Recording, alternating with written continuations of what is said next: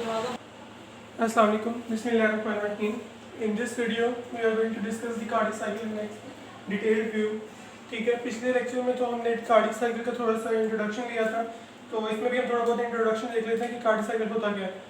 एक heart beat, मुकम्मल heart beat जो है, मतलब उसके दरमियान जो इवेंट्स आते हैं उसको कार्डियक साइकिल कहते हैं।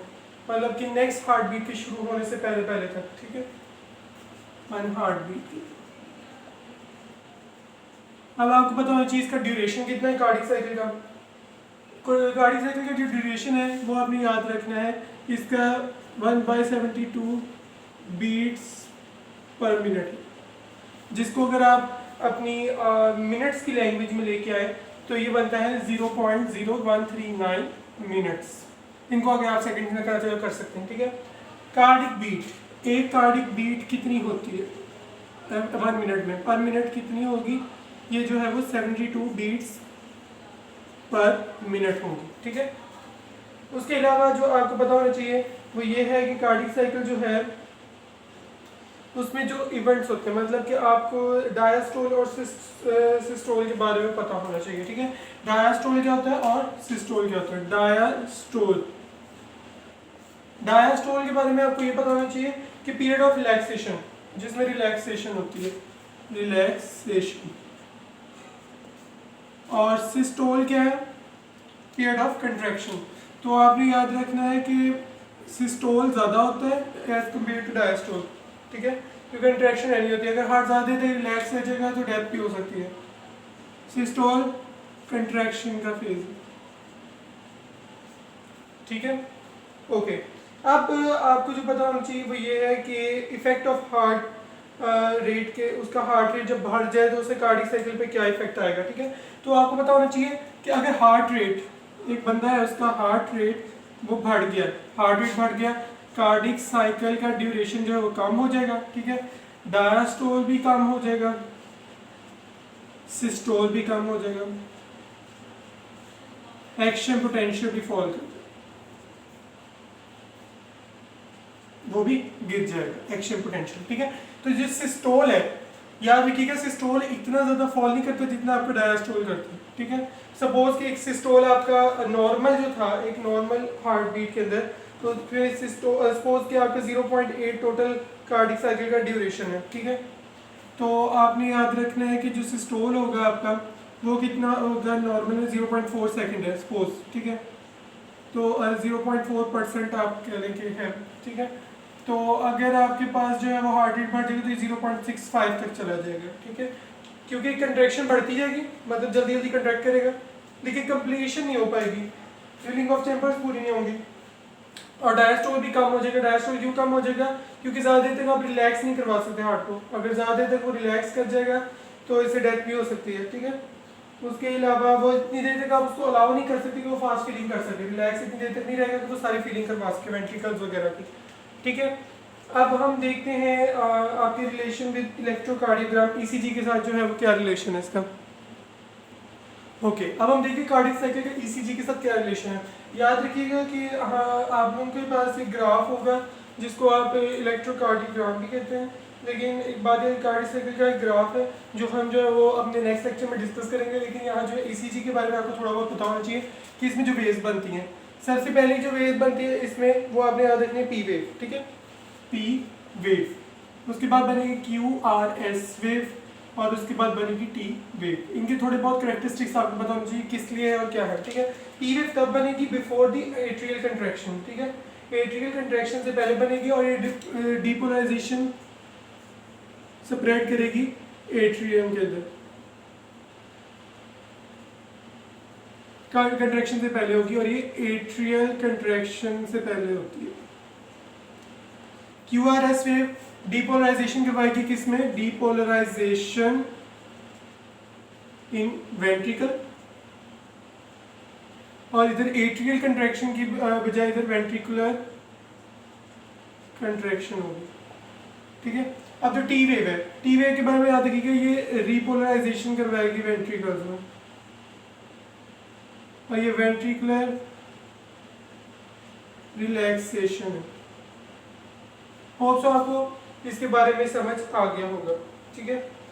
ओके, अब हम देखते हैं function of atria as primer. Primer के तौर पे ये एट्रिया कैसे वर्क करते हैं। याद रखिएगा कि जो एट्रिया से आपके पास वेंट्रिकल में ब्लड जा रहा है नॉर्मल कंडीशन में, जब एट्रिया कंट्रैक्ट नहीं कर रहे, नॉन कंट्रैक्टेड एट्रिया में, नॉन कंट्रैक्टेड नॉर्मली कितना ब्लड जाता है, अबाउट 80% ऑफ ब्लड जो है वो ऐसे ही चले जाते हैं, 80% ब्लड जो है वो इसमें जाए जाते हैं वेंट्रिकल्स में विदाउट कंट्रैक्शन। ठीक है, कंट्रैक्शन से सिर्फ 20% जो है वो ब्लड वो उसमें भेजा जाता है पंपिंग के जरिए, इफेक्टिव पंपिंग के जरिए जो है वो 20% ऑफ ब्लड जो है वो एट्रिया से वेंट्रिकल्स के अंदर ट्रांसफर किया जाता है। एट्रिया से वेंट्रिकल्स की तरफ ड्यूरिंग आप पंपिंग या कंट्रैक्शन के जरिए याद रख सकते हैं 20% ओनली जो है हो जाएगा। टोटल कितना हो गया 100। सो अगर एक बंदा है उसके लिए एट्रिया की फंक्शनिंग जो है वो प्रॉपर्ली नहीं हो रही है तो या उसका कंट्रैक्शन का मसला है तो याद रखिए कि सिर्फ 80% जो है वो तो दूसरे नॉन कंट्रैक्शन से ही जा रहा है, तो इतना ज़्यादा ऐसा इफेक्ट उसके वर्किंग पे नहीं आएगा, ब्लड की जो है वो ट्रांसपोर्ट पे इतना इफेक्ट नहीं आएगा। हाउएवर अगर एक बंदा एक्सरसाइज कर रहा है या उसकी शॉर्टनेस ऑफ ब्रेथ हो रही है तो इस तरह की कंडीशंस वगैरह के अंदर जो है वो फील हो सकता है उसको थोड़ा सा इफेक्ट, क्योंकि एट्रिया से वेंट्रिकल में जो है वो ब्लड की कमी हो रही है। ठीक है, वो थोड़ा बहुत जो है उसके ऊपर इफेक्ट आएगा, वैसे ऐसे जिसका इतना इफेक्ट नहीं है। अब हम देख लेते हैं pressure changes in iota. Iota के अंदर जो प्रेशर चेंजेस है वो क्या होते हैं। ओके, अब हम देखते हैं pressure changes in iota. Pressure changes in atrium देखते हैं। एट्रियम, एट्रियम में कैसे प्रेशर चेंजेस आएंगे, तो आपने याद रखना कि एट्रियम जो है उसके अंदर प्रेशर चेंजेस में सबसे पहली जो आपके पास आएगी वो है ए वेव, अल्फा वेव कह सकते हैं, ए वेव कह सकते हैं। अभी जो ए वेव है इसके बारे में आपने याद रखना है कि एट्रियल कंट्रैक्शन, नाम से ही आपको लग रहा होगा कि एट्रियल कंट्रैक्शन, ए है तो ए रिप्रेजेंट करे एट्रियल कंट्रैक्शन की वजह से होगी। ठीक है, अब ये जो है वो दोनों एट्रियल कंट्रैक्शन की वजह से जो प्रेशर बिल्डिंग होगी वो डिफरेंट होगी दोनों राइट और लेफ्ट एट्रियम के अंदर। तो जो राइट है उसमें ज़्यादा होगा, राइट में कम होगा और लेफ्ट में ज़्यादा बिल्ड होगा। लेफ्ट में कितना हो रहा है 7 से 8 मिलीमीटर एच जी जो है वो प्रेशर इंक्रीज कर रहा है, और जो राइट है उसके अंदर आपके पास जो है 5 to 6 मिलीमीटर मर्करी जो है वो इंक्रीज आ रहा है। ठीक है, तो ये बात आपने याद रखनी है। उसके बाद दूसरे नंबर पर आपके पास आती है सी वेव। सी वेव तब आएगी जब एट्रिया जो है वो कंट्रैक्ट होना शुरू होंगे। ठीक है, ठीक है, जब एट्रिया जो है वो कंट्रैक्ट होना शुरू होंगे। ये कौन सी है, सी वेव। एट्रिया कंट्रैक्ट होंगे तो ये थोड़ा सा ब्लड जो है वो किसको भेजने की कोशिश करेंगे, ये एट्रिया के अंदर जो वेंट्रिकल कंट्रैक्ट करेंगे। इसमें कौन सी कंडीशन है, ventricle contract, ventricular contraction. Ventricular contraction होगी तो ये अपना ब्लड जो है वो किस में वापस भेजने की कोशिश करेगी, एट्रियम में जहाँ से वो आया था। लेकिन क्या होगा कि जो उसका एवी वॉल्व है, जो यहाँ एवी वॉल्व पड़ा होता है, एवी वॉल्व दरमियान में वो क्लोज हो जाएगा, जिसकी वजह से स्लाइड से बल्ज क्रिएट होगा। ठीक है, और ये वाली वेव जो है वो रिकॉर्ड होगी। ठीक है, उसके बाद जब आपके पास जो है वो तीसरी वेव आती है वी वेव। वी वेव के बारे में आपने याद रखना है जब वेंट्रिकुलर कंट्रैक्शन एंड होने लगती है तब ये जो है वो रिकॉर्ड होती है। ठीक है, इसमें क्या होता है कि आपके पास वेंट्रिकुलर कंट्रैक्शन के अंदर एवी वॉल्व जो होता है वो क्लोज होता है। ठीक है, जब वेंट्रिकुलर कंट्रैक्शन ओपन होगी, कंट्रैक्शन ओवर हो जाएगी तो एवी वॉल्व जो है वो ओपन हो जाएगा और ये जो है वो एट्रियल ब्लड को अलाउ करेगा कि वो दोबारा जो है वो रैपिडली फ्लो करके वेंट्रिकल्स में चला जाए और वी वेव जो है वो डिसअपीयर हो जाएगी। ठीक है, तो इन शॉर्ट आपको पता होना चाहिए कि ये स्लो ब्लड फ्लो की वजह से होती है एट्रिया से, किसके अंदर, एट्रिया के अंदर जो ब्लड है वो वेन से आ रहा है स्लो, जब एवी वॉल्व जो क्लोज हो जाता है। ये भी एट्रियम के रिलेटेड है। एट्रियम के रिलेटेड क्या है कि एट्रियम के अंदर जो है ब्लड आ रहा है वेन से लेकिन ये स्लो है, जबकि नीचे जो एवी वॉल्व है वो क्लोज्ड है जिसने आगे एट्रियम वेंट्रिकल्स में ट्रांसफर करना है ब्लड, इसलिए जो एट्रियम में रिकॉर्डिंग हो रही है, थोड़ा थोड़ा ब्लड आ रहा है, ये वी वेव प्रोड्यूस करेगा। जैसे ही वी वेव जो ये एवी वॉल्व ओपन होगा ब्लड जो है वो इसमें मूव कर जाएगा और ये जो वेव है वो डिसअपियर हो जाएगी। ठीक हो गया। तो आपके तीनों जो है वो वेव्स के प्रेशर चेंजेस हमने सारे देख लिए हैं। अब हम देखते हैं कि फंक्शंस ऑफ वेंट्रिकल का क्या फंक्शंस है, सब हम तरतीब से अब ये सारा देखते हैं कार्डियक साइकिल। ओके, अब हम देखते हैं कि events of cardiac cycle. Events of cardiac cycle में सबसे पहला इवेंट आपको याद होना चाहिए, वो ये है एट्रियल कंट्रैक्शन। एट्रियल कंट्रैक्शन ये हम लेफ्ट हार्ट के लिए डिस्कस करेंगे, राइट का बिल्कुल सेम है, बस प्रेशर चेंजेस आती हैं। ये आपके पास एट्रियम है, ये है वेंट्रिकल, ये आपके पास जो वॉल्व है इसको आप माइट्रल वॉल्व कहेंगे, एवी वॉल्व कहेंगे। उसके अलावा ये वाला जो आपके पास वॉल्व आएगा ये है आयोटिक वॉल्व। ठीक है। उसके अलावा अब आपको जो पता होना चाहिए वो ये है कि जो एट्रिया है उसके अंदर ब्लड आएगा, वेन से ब्लड एंटर हुआ। ठीक है। इसने जो आपका एट्रिया था इसने कंट्रैक्ट करना। ठीक है। ये अभी ये आपका वॉल्व ओपन है। ठीक है।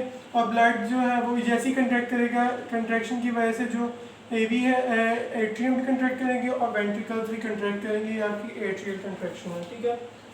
ठीक है। उसके बाद आपने याद रखना है कि जो वेंट्रिकुलर कंट्रैक्शन है उसके अंदर क्या होगा। ये अभी वेंट्रिकुलर कंट्रैक्शन स्टार्ट हुई है। वेंट्रिकुलर कंट्रैक्शन स्टार्ट हुई तो ब्लड जो है वो एट्रिया से निकल के वेंट्रिकल में आया। वेंट्रिकल जो है वो कहते हैं कि जब एट्रियल कंट्रैक्शन स्टार्ट होगी तो उसके आने से पहले जो है ये वाला जो वॉल्व होगा, जैसे ही एट्रियल कंट्रैक्शन स्टार्ट हुई ये अंदर को दुखना शुरू हुआ।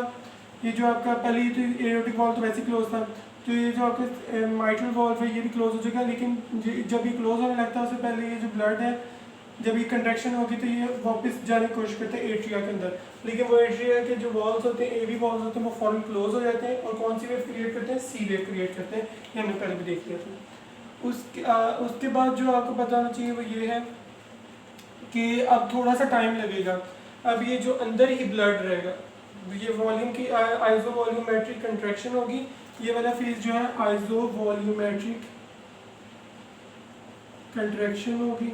इसमें क्या होगा कि ना तो ब्लड अंदर आ रहा है ना जा रहा है बाहर, क्योंकि ये भी वॉल्व क्लोज है वो भी क्लोज है।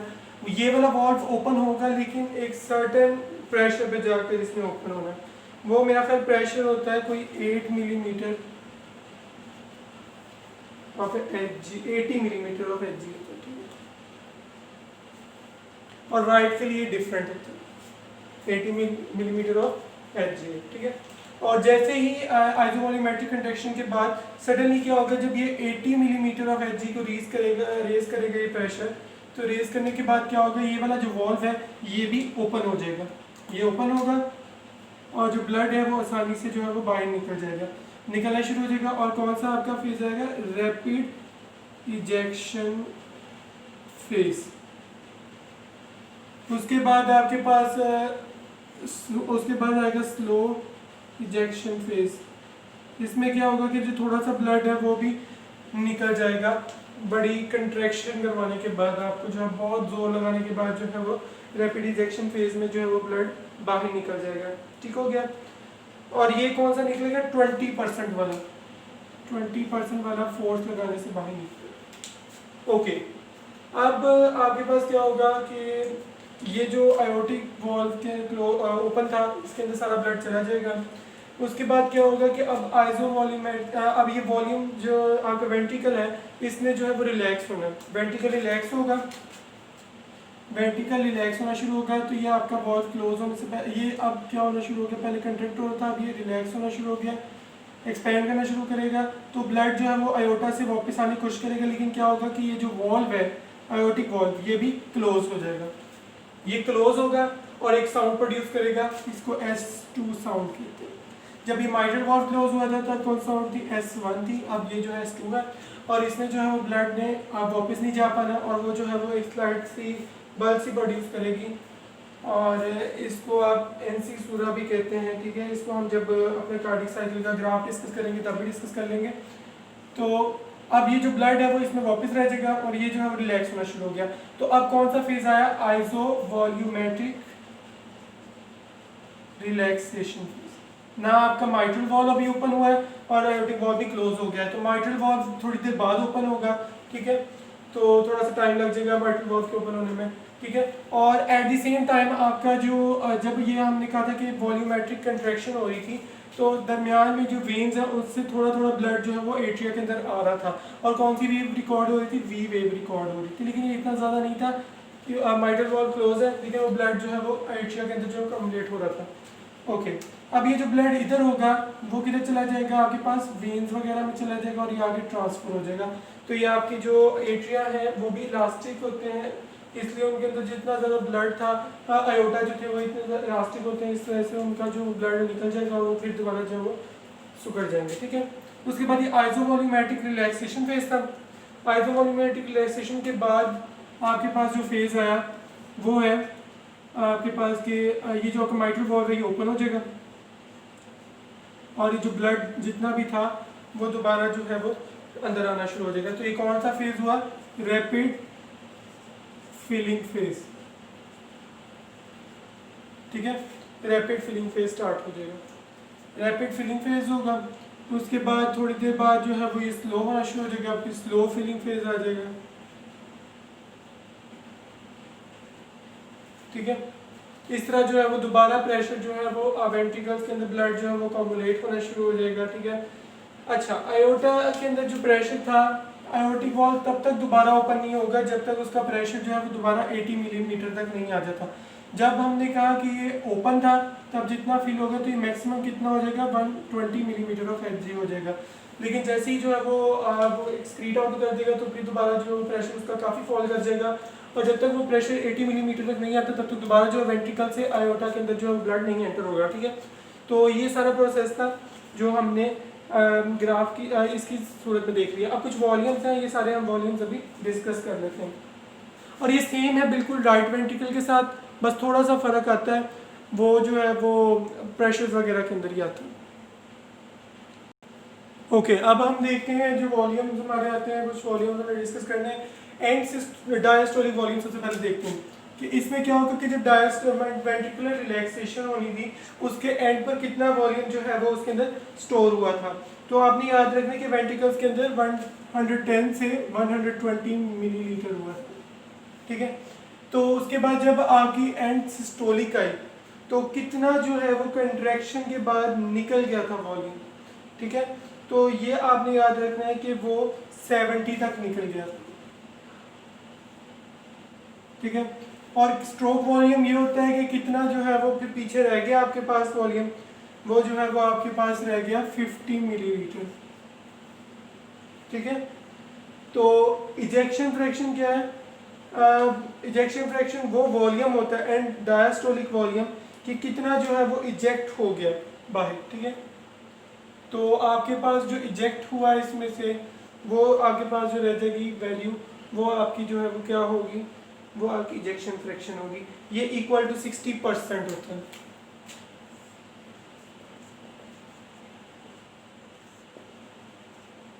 इजेक्शन फ्रैक्शन परसेंटेज में ये 60% रह जाएगा, ठीक है।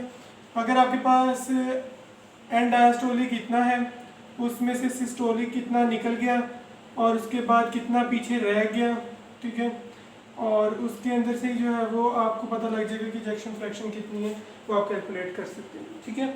अगर एक हार्ट जो है वो कंट्रैक्ट कर रहा है स्ट्रांगली तो उसका जो एंड सिस्टोलिक वॉल्यूम है वो 10 से 20 तक रह गया, एंड सिस्टोलिक वॉल्यूम जो है वो 10 से 20 तक रह गया है। एक मिनट, ये दोबारा एक चीज़ नोट करनी है हमने कि हाँ, ये हमसे ज़रा गलती हो गई कि एंड सिस्टोलिक और स्ट्रोक वॉल्यूम वगैरह के अंदर जो है वो प्रॉब्लम क्रिएट हो गई। जो आपका एंड सिस्टोलिक वॉल्यूम है जो पीछे रह गया है वो है आपके पास 50 ml, ठीक है, जो रह गया। और स्ट्रोक वॉल्यूम वो होता है कि कितना निकल गया, ठीक है, कितना निकल गया।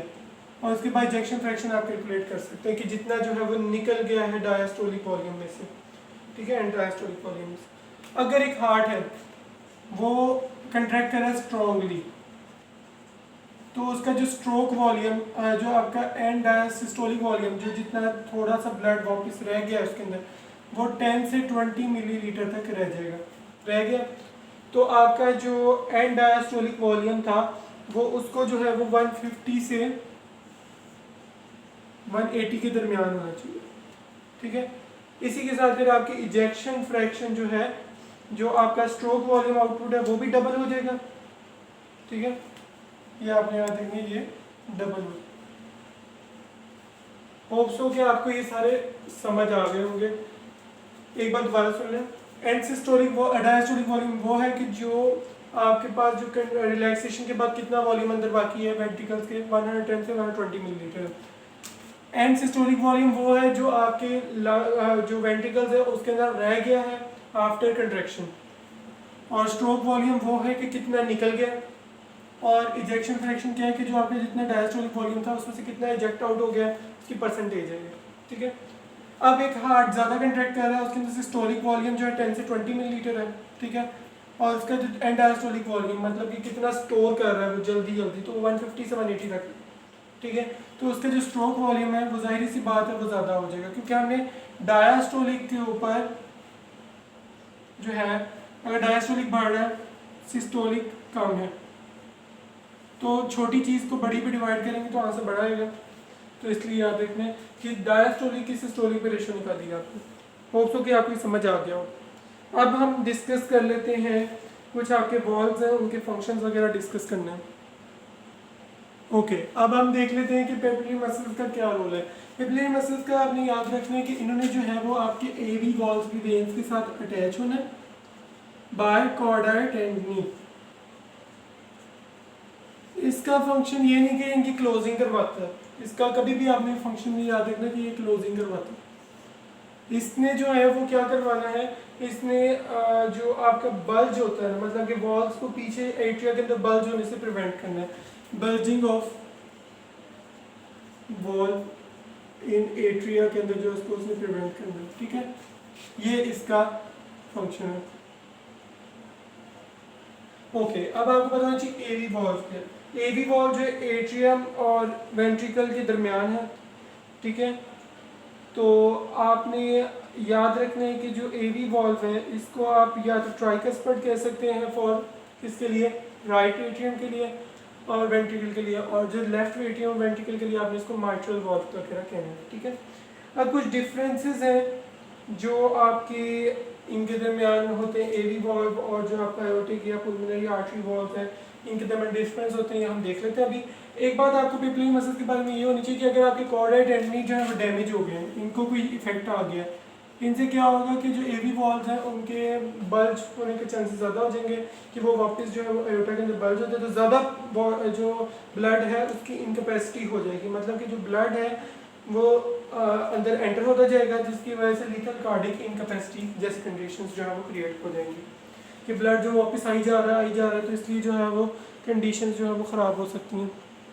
ओके, अब हम डिफरेंस देख लें। ओके, अब हम एवी वॉल्व और एओर्टिक वॉल्व वगैरह के अंदर डिफरेंस देखेंगे। सबसे पहले ये होना चाहिए कि एओर्टिक वॉल्व जो है ये सॉफ्ट होती है, ठीक है, इजीली क्लोजेबल है, इसको कोई आपको जरूरत नहीं पड़ती चीज़ को कि इसको क्लोज करवाए। एओर्टिक वॉल्व को क्लोज करवाने के लिए ज़रूरत पड़ती है क्योंकि ये हैवी वॉल्व है, ठीक है, इसको क्लोज करवाने के लिए बहुत फोर्स की ज़रूरत पड़ती है। उसके अलावा जो ब्लड की इजेक्शन प्रॉपर्टी है, मतलब वेलोसिटी उसकी जो है वो इसके अंदर कम होती है और इसमें ज़्यादा होती है, ठीक है। उसके अलावा कॉर्डाई टेंडनी का आपको पता होना चाहिए कि जो कॉर्डाई टेंडनी है वो हमने कहा था किसके साथ अटैच होते हैं, एवी वॉल्व के साथ अटैच होते हैं, इसके साथ अटैच नहीं होते। उसके अलावा इसको होल्ड करने के लिए प्लाइबल टिश्यू फाइबर होते हैं जो इसको फिजिकल रेजिस्टेंस स्ट्रेस वगैरह से डील करने में मदद देता है, इसके अंदर वो नहीं होता। उसके अलावा इसके जो एजेस होते हैं वो बहुत शार्प होते हैं ताकि जो है वो मैकेनिकल स्ट्रेस वगैरह को और एब्रेशन वगैरह को प्रिवेंट कर सकें। जो आपके एजेस हैं वो भी इसके शार्प होते हैं, इसके नहीं होते। होप्स हो कि आपको ये डिफरेंसेस वगैरह समझ आ गए होंगे। ये 5 डिफरेंसेस हैं कि कभी कोई वाइवा में पूछ सकता है आपसे। अब जल्दी से हम हार्ड साउंड को डिस्कस कर लेते हैं। हार्ड साउंड्स आपने याद रखनी है कि हार्ड साउंड्स में आपके पास 2 साउंड्स हैं जो बुक में आपकी मेंशन्ड है। एक है S1, एक है S2। S1 आपने याद रखनी है जब आपका AV वॉल्व क्लोज होगा तब प्रोड्यूस होंगी, और S2 जो है वो आपकी आयोटिक वॉल्व के क्लोज होने पर प्रोड्यूस होंगी। तो जो AV वॉल्व के क्लोज होने की वजह से होंगी ये लॉन्ग लास्टिंग होगी आवाज़, ठीक है, और जो S2 की वजह से होगी ये शॉर्ट होगी, शॉर्ट लॉन्ग लास्टिंग, ठीक है। होप्स हो कि आपको AV वॉल्व आयोटिक वॉल्व की प्रेशर वगैरह का ये समझ आ गया होगा। अब हम देख लेते हैं आयोटिक प्रेशर कर्व को, जल्दी से डिस्कस कर लेते हैं। ओके, जब मैं इवेंट्स आप लोगों को पढ़ा रहा था तब मैंने ये सारी चीज़ें इसके आयोटिक की डिस्कस कर ली थी। सपोज आपके पास जब कंट्रैक्शन हुई, वेंटिकुलर कंट्रैक्शन, वेंटिकुलर कंट्रैक्शन में जो हमने कहा कि आयोटिक प्रेशर जो आयोटिक वॉल्व जो है वो तब ओपन होंगे जब ये जो आपका है 80 मिलीमीटर ऑफ Hg को रीच कर जाएगा आपका ये प्रेशर, ठीक है। उससे पहले ये ओपन नहीं होंगे, ठीक है। जिसके बाद जैसे ही वो ओपन होंगे तो इसके अंदर जो प्रेशर बिल्डअप होगा और ये कितना हो जाएगा 120 मिलीमीटर ऑफ Hg हो जाएगा आयोटिक आयोटा के अंदर, ठीक है। और ये बहुत फ्लेक्सिबल होते हैं, तो उसके बाद ये ट्रांसफर किसको कर देंगे, ये आगे वाली वेन्स को ट्रांसफर कर देंगे, आगे टिश्यूज वगैरह में चले जाएगा, ठीक है। तो आयोटा जो फिर दोबारा रिलैक्स हो जाएंगे, उनका प्रेशर जो फॉल कर जाएगा। तब तक आयोटा के अंदर दोबारा जो है वो प्रेशर नहीं आएगा जब तक जो है वो उनका प्रेशर जो है वो कितना दोबारा नहीं हो जाता, वो 80 तक नहीं हो जाता, ठीक है। उसके अलावा जो आपने याद रखना है वो ये है कि इनके अंदर जो प्रेशर होता है आयोटा के अंदर, जैसे ही आपकी वेंटिकुलर कंट्रैक्शन स्टार्ट होगी, आयोटा के अंदर जो है वो ब्लड जो है वो फौरन से निकलने की कोशिश करेगा, वेंट्रिकल्स में जाने की कोशिश करेगा, लेकिन जो वेंट्रिकुलर जो आपका आयोटिक वॉल्व होगा वो क्लोज हो जाएगा, जिसकी वजह से वो स्लाइड सी बल्ज क्रिएट करेगा, जिसको आप इंसिसूरा कहते हैं। ये आपके पास जो है वो MCQ भी आ सकता है, ये आपसे पूछा जाता है शॉर्ट क्वेश्चन के अंदर भी कि इंसिसूरा क्या होता है, ठीक है। इस लाइट से बल्ब क्रिएट होती है। होप्सो को आज का आपको आज का लेक्चर हमारा पसंद आया होगा। कि अगर आप कोई भी चीज़ जो है वो समझ नहीं आई है तो वो हमसे आप कमेंट्स में पूछ सकते हैं। Thank you.